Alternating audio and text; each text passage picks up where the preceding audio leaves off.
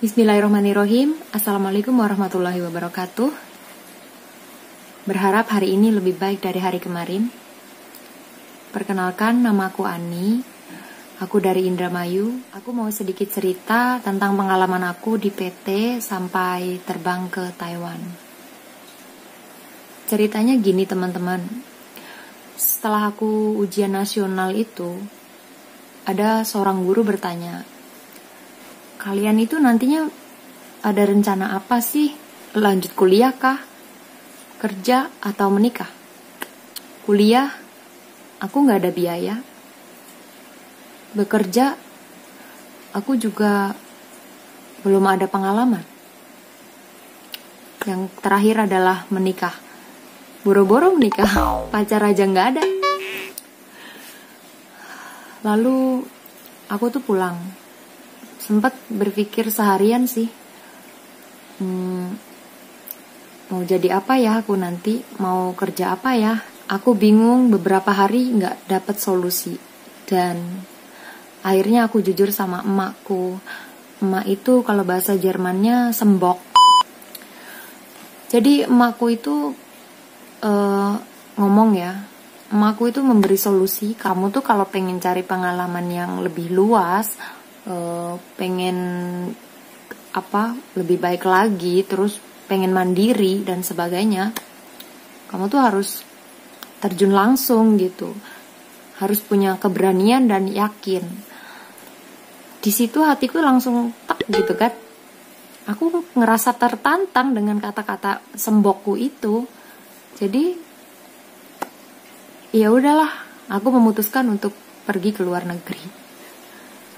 Toh, aku juga mau belajar mandiri, aku juga pengen kayak yang lainnya, bisa beli ini itu sendiri.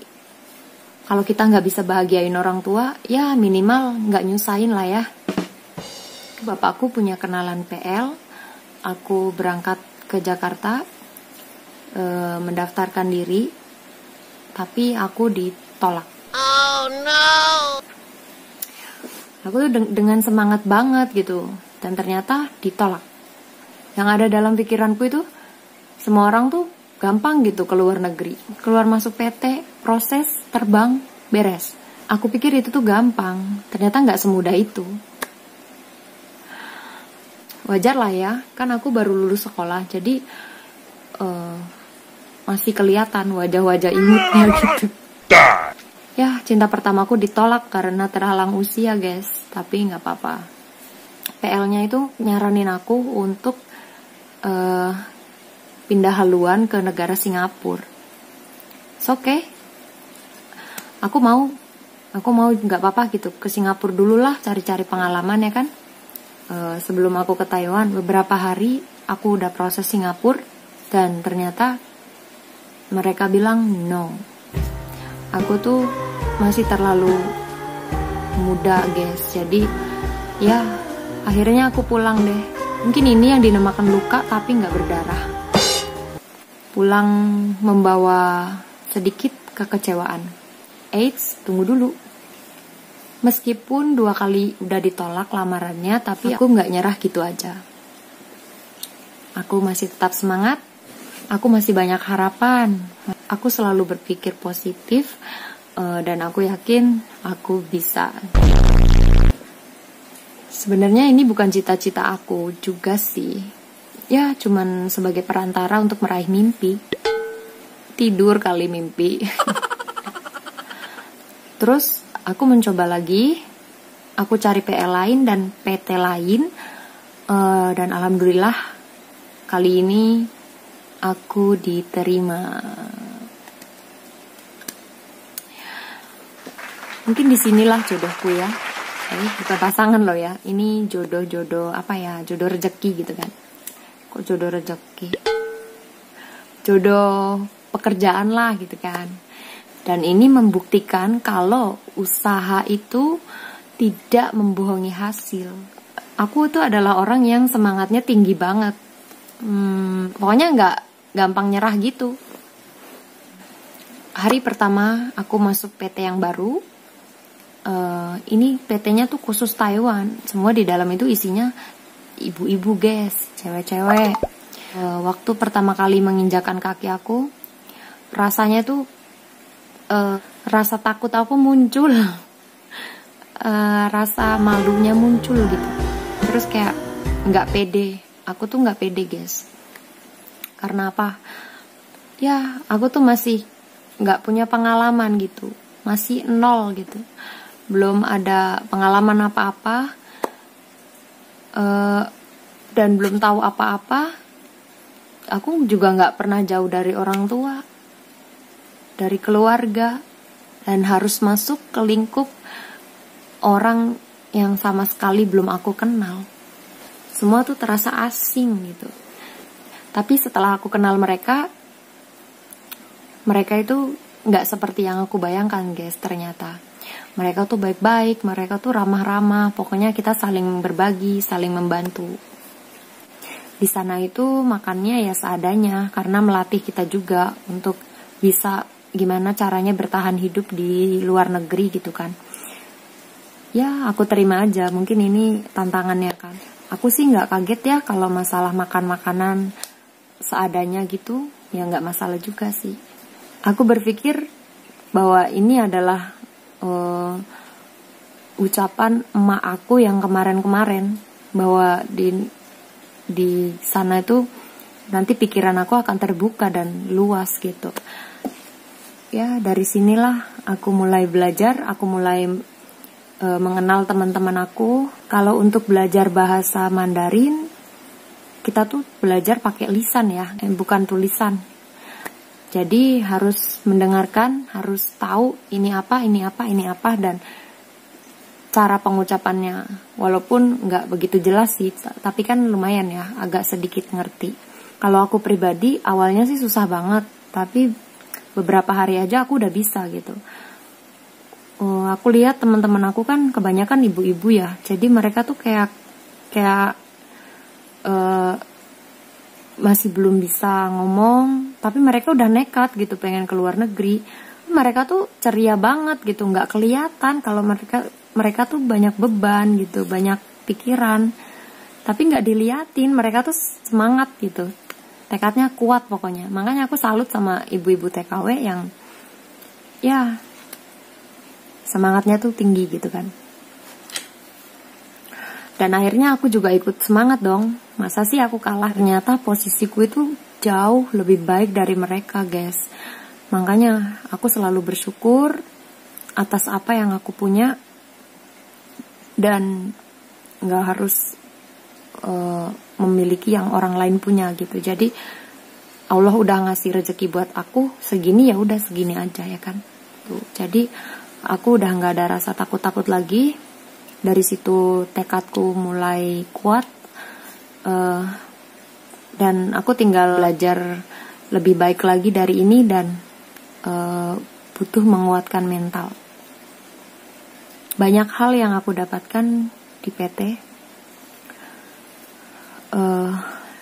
seperti belajar, banyak mendapat pengalaman. Aku bisa mengenal karakter teman-teman aku. Aku juga menemukan jati diri aku, dan 3 bulan di situ aku diterbangkan guys. Tapi sebelum diterbangkan itu aku meminta orang tuaku untuk datang satu keluarga, karena ini adalah perpisahan terberat dalam hidup aku. Karena ini adalah perpisahan yang sangat berat ya buat aku gitu.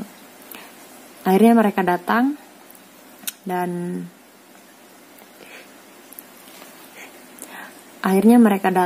tapi mereka tuh tidak boleh ikut ke bandara. Mereka cuman di PT aja gitu. Gak apa-apa sih, gitu juga aku udah bersyukur banget. Alhamdulillah aku kuat. Aku gak nangis di hadapan mereka, tapi aku mewek di belakang.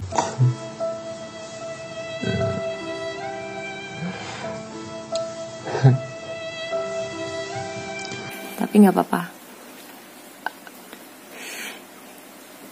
Aku terbang berempat, 1 X dan 3 non, dari Bandara Soekarno-Hatta sampai transit Hong Kong ya. Terus malam itu jam 12 malam aku sampai di Bandara Kaohsiung. Di sana tuh kita tuh dibagi kayak misalnya daerah Tainan, Taipei, Kaohsiung, Pintung gitu di tempat kerjanya itu ya. Nah jadi dibawalah kita ke Tainan untuk di medical. Aku sih masih tenang-tenang aja karena masih berempat. Dan aku ingat ternyata agent aku sama mereka itu beda. Aku tuh beda sendiri. Mulai kepikiran deh aku tuh, nggak bisa tidur pokoknya. Pas nyampe Tainan jam 1 malam, di sana tuh kita disuruh tidur, disuruh istirahat dulu, kayak semacam apartemen gitu. Tapi aku nggak bisa tidur guys sampai pagi. Pokoknya sampai jam 3 itu aku baru tidur. Dan jam 5 pagi itu udah digoprek-goprek lagi. Udah disuruh bangun lagi. Untuk di medical. Jam 6 pagi itu di medical. Dan itu harus cepet, serba cepet. Jadi pokoknya harus cepet ini gitu. Aku nggak sempat mikir, nggak sempat apa, cuci muka pun enggak gitu kan. Dan setelah medical selesai, kita tuh dibagi lagi, dipisah-pisah pokoknya. Aku dijemput duluan. Ya Allah, rasanya itu seperti gemeteran. Belum makan juga, belum sarapan juga ya. Tapi di mobil jemputan itu kita dikasih roti gitu. Aku berpisah dengan teman-teman aku yang terbang bareng dari PT. Sedih banget. Aku jadi ikut ngerasain pada waktu itu. Aku dibawa ke kantor agent dan sama agent aku dibawa ke rumahnya dia. Aku disuruh istirahat. Di sana tuh ada satu orang Filipin. Kebetulan aku tuh nggak bawa handphone. Aku nggak boleh dipakai HP guys di sini tuh, nggak ada libur perjanjiannya itu dan nggak boleh HP. Jadi aku ya dulu sih takut ya gitu, jadi ya bener-bener nggak bawa HP. Tapi kan aku harus ngubungin orang tuaku. Aku punya kartu dari bandara, aku telepon orang tuaku, aku pinjem sama orang Filipina itu. Alhamdulillah dia tuh baik banget. Dia mau ngasih aku pinjam HP ya. Terus aku kabarin orang tuaku bahwa aku udah sampai di Taiwan. Dan besoknya itu aku tidur ngebangkong. Aku tidur tuh lama banget sampai agent tuh datang. Terus dia tanya-tanya aku, siapa nama kamu? Pokoknya sedikit banget. Dia ngomong apa aku nggak ngerti gitu. Cuman bisa ngomong Itian-tian. Sombong amat. Itian-tian itu artinya sedikit. Karena majikan aku juga belum menerima aku. Jadi aku di rumah agent selama 4 hari. Terus di sana aku ngerasa jenuh ya. Jenuh banget pokoknya. Pengen cepet kerja sih. 4 hari sudah dilalui. Aku dibawa ke rumah majikanku. Baru masuk ke rumahnya aja aku udah takut gitu. Udah lemes banget badannya. Pokoknya gemeteran lah. Aku gak bisa ngerasain waktu itu, gak bisa ngomong apa yang aku rasain. Terus aku mulai diajarin sama pembantu yang dulu. Pembantu dulunya tuh orang sini. Jadi aku diajarin, yang cuma diajarin masak doang gitu. Di Indonesia sama di Taiwan tuh beda. Aku kan baru lulus sekolah, banyak hal banget yang aku gak bisa gitu. Tapi aku nggak mau nyerah, pokoknya aku terus belajar gitu. Setiap hari itu isinya bentakan guys. Karena uang gaji aku ditransfer ke rekening, terus nggak boleh diambil gitu. Kalau belum pulang aku nggak boleh ngambil uangnya. Emang apa sih nggak boleh? Gaji pertama itu cuma 1.000 NT, gaji kedua itu 4.000, terus 4 bulan itu aku dikasih uang 1.000 buat jajan katanya. Padahal aku gak boleh keluar sama sekali. Itu dikurung. Majikan aku tuh punya pedagang susu langganan. Dia tuh nganter-nganter di depan gerbang gitu guys. Dan aku tuh tulis gitu. Aku nulis kalau aku pengen beli HP gitu. Dan aku baca di depan dia karena belum lancar bahasanya. Terus aku bilang harga HP di sini tuh berapa gitu. Aku mau beli HP gitu. Aku nggak punya HP, mau telepon orang tua. Terus dia bilang 1000 NT. 1000 NT juga ada gitu kan. HP-nya tuh HP jadul banget. Terus dia tuh pergi 1 minggu ya. 1 minggu kemudian dia ketemu lagi. Aku di sana uang yang dikasih majikan aku buat beli susu, aku nggak beli sarapan guys. Aku nggak beli susu guys. Itu uangnya dikumpulin pokoknya buat beli pulsa. Aku dikasih HP-nya, tapi orang itu nggak mau dibayarin gitu. Ya alhamdulillah lah. Di situ kayak ketiban durian runtuh ya. Aku tuh seneng banget gitu. Masih ada orang yang baik gitu. Aku pikir orang sini tuh pada jahat-jahat, ternyata enggak. Ternyata ada juga yang baik. Alhamdulillah aku ngumpet-ngumpet punya HP untuk ngabarin orang tua, tapi jarang-jarang sih. Paling ya kalau kangen aja gitu, sebulan sekali. Selama 1 tahun itu aku nggak berhenti dibentak guys. Terus aku berontak lah, pengen keluar dari situ gitu. Tapi dia nggak ngizinin gitu. Dia baik selama 4 bulan. Kesana-sana tuh sama kayak gitu lagi. Ada hal gitu yang akhirnya dia ngeluarin aku dari situ guys. Itu udah 1 tahun setengah. Pinggang aku tuh agak bengkok sedikit, tapi sama dia tuh ditanggung jawabin, diperiksain, sama apa ya, pokoknya orang itu walaupun jahat ya tetap tanggung jawab orang sini tuh. Aku keluar dari situ seperti burung terbang dari sangkarnya gitu ya, jadi bebas banget, ngerasa seneng banget gitu. Aku istirahat di agenku lagi dan kita mulai kenal. Aku sama agenku tuh mulai deket gitu di situ. Karena dia tuh apa ya, mungkin ngerasa kasihan sama aku dan selama ini aku nggak pernah ngeluh sama dia gitu. Jadi dia ada respect lah sama aku. Aku dicarikan kerjaan baru. Kerjaanku yang kedua itu aku kerja di villa. Aku kerja di pegunungan, di sebuah villa. Ya di sana tuh sejuk sih, nyaman gitu, enak. Bos aku juga baik gitu. Kadang ada tambahan gitu kalau kerjanya bagus, kerjanya tuh sibuk gitu, setiap bulannya dikasih tambahan, entah itu 5.000 apa 6.000. Kerja di villa tuh bosnya oke lah, baik gitu, nggak rewel, nggak apa gitu, enak gitu. Pemandangannya juga indah, jadi kalau aku capek tinggal lihat pemandangan aja sudah seger banget gitu. Selama 7 bulan aja di sana, pas itu kan dari bulan 4 ya, bulan April sampai bulan 12 tuh aku keluar dari sana gitu, dingin banget. Aku tuh sering mimisan, jadi nggak tahan di sana. Terus waktu musim panas aku oke lah gitu, tapi saat musim dingin aku ngedrop gitu. Badanku nggak bisa gitu kena dingin. Terus kalau sehari 2 hari oke, tapi itu berbulan-bulan aku nggak bisa.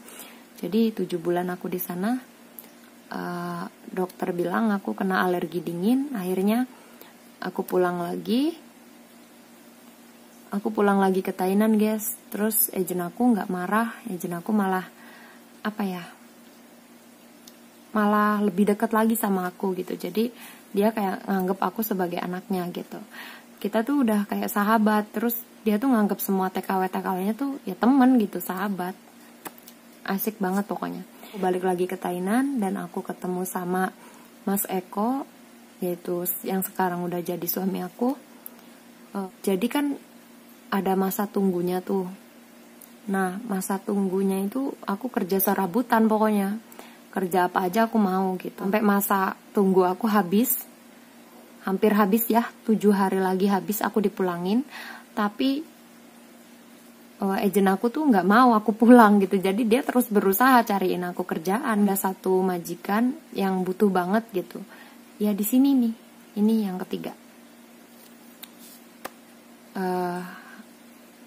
Yang ketiga ini aku nggak banyak cerita, pokoknya nyaman aja, semuanya nyaman. Majikan juga baik, majikan juga oke. Semuanya tuh sopan-sopan, ramah, nggak ada yang bentak aku. Pokoknya aku suka yang apa ya, kerja itu nyaman gitu, yang bener-bener kerja gitu. Karena kita kerja di sini tuh bukan cuman buat dibentak-bentak doang gitu, jadi harus harus dihargain gitu ya. Aku tuh di sini nggak ngerasa berat banget gitu beban-bebannya, tapi apa ya? Mungkin karena banyak temen juga di sini tuh bebas, jadi sering keluar. Agent aku tuh pada waktu itu masih nggak nyangka kalau aku tuh bisa kerja jaga orang tua. Tapi aku disuruh coba untuk jaga orang tua. Yang penting majikan itu baik gitu, sopan gitu, ramah gitu. Pokoknya apa ya, nggak ada bentak-bentak gitu pokoknya. Dan ternyata mereka di sini ramah, sopan, baik. Ini apa ya, nyaman banget buat aku gitu. Alhamdulillah, selalu bersyukur aja. Jadi aku kayak ada tingkatan-tingkatan gitu ya. Mungkin kemarin-kemarin itu Allah sedang menguji aku. Jadi alhamdulillah, nggak banyak komentar, tapi nanti aku akan kemas video aku, keseharian aku di sini seperti apa di video selanjutnya. Terima kasih untuk kalian yang sudah menonton. Jika kalian suka video aku, silakan klik subscribe, like dan komen. Terima kasih semuanya. Semoga ada pelajaran di dalamnya. Kalian ambil yang positifnya, yang negatifnya dibuang aja. Terima kasih. Wassalamualaikum warahmatullahi wabarakatuh.